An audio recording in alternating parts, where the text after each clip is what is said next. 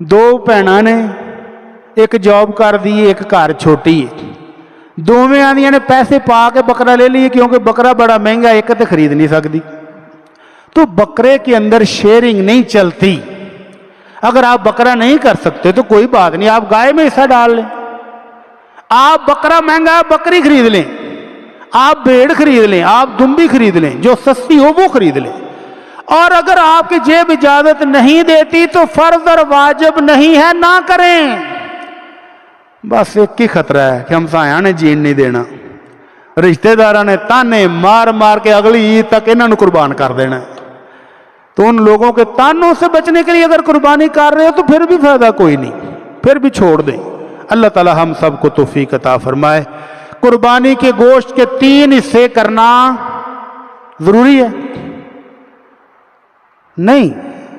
अल्लाह रब्बुल इज्जत फरमाते हैं फकुलू मिनहा, खुद भी खाओ, व अतइमुल कान वल मुअतर, और जो आपकी कुर्बानी करते वक्त साथ साथ गेड़े कटता है, कदी टंग फड़दा है, कदे सिर ते प्यार देंदा है, कदी पानी पियांदा है, क्यों आया ਤੁਹਾਡੇ घर? उसको भी चाहत है कि थोड़ा सा गोश्त मुझे भी मिल जाएगा, मांगता नहीं है। अल्लाह कहते हैं इसको भी दो।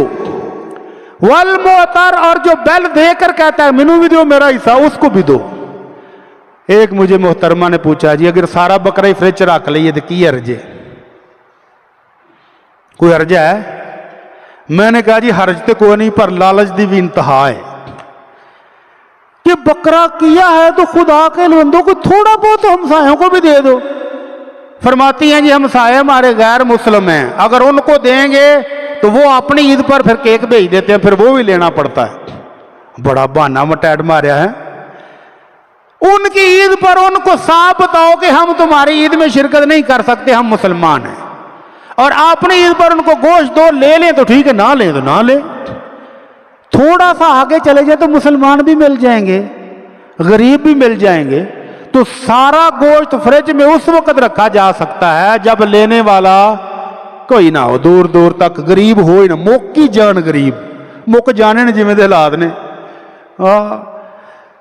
तो गरीब ना मिले तो आप अपना बकरा सारे का सारा फ्रिज में स्टोर कर सकते हैं, वगरना अगर मौजूद हैं तो अल्लाह ने 3 हिस्से कहा है। सबसे पहला हिस्सा कि खुद खाओ, और जिसने ईद वाले दिन पिज्जा मंगवाया उसने अल्लाह की इस नेमत की नाशुक्री की है। अल्लाह के नबी सल्लल्लाहु अलैहि वसल्लम ने ऊंट 100 किए थे हज के मौके पर, 100 की एक एक बोटी लेकर आपने देग पकवाई, उसमें से गोश्त खाया और शोरबा पिया, और साहबा से कहा तुम भी खाओ और शोरबा पी।